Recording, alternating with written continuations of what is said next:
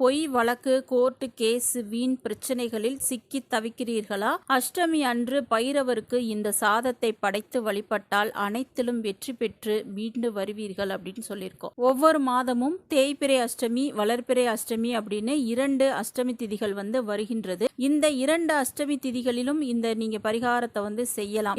அந்த கோர்ட்டு கேஸ்ல சிக்கி தவிப்பவர்கள், உங்க மேல வீண் பழி சுமத்தி நீங்க போலீஸ் ஸ்டேஷன், கோர்ட்டு கேஸ்ன்னு அலைஞ்சிட்டு இருக்கீங்க. பல வருடங்களாக கோர்ட்டு படி ஏறி இறங்கி போறீங்க வர்றீங்க, உங்களுக்கு ஒரு நிரந்தர ஒரு தீர்வோ அந்த கேஸ் முடிகிற மாதிரியோ தெரியல அப்படின்னா நீங்க தாராளமா இந்த ஒரு பரிகாரத்தை செய்யுங்க. ஒவ்வொரு அஷ்டமிக்கும் தொடர்ந்து செஞ்சுக்கிட்டே வாங்க. நிச்சயமா அதிலிருந்து மீண்டு வந்து விடுவீர்கள் காலபைரவரின் அருளால். சொத்து பிரச்சனையால கோர்ட்டு கேஸ்ன்னு போறவங்க கூட இதை கண்டிப்பா செய்யலாம். கடன் பிரச்சனை, வாரா பணம், வாரா கடன் இந்த மாதிரி இருப்பவர்களும் இதை நீங்க தாராளமா செய்யலாம். அது எப்படி செய்கிறது அப்படின்றத வாங்க பார்க்கலாம். அதுக்கு முன்னாடி மறக்காமல் நம்ம சேனலை சப்ஸ்கிரைப் பண்ணிக்கிறங்க வியூவர்ஸ்.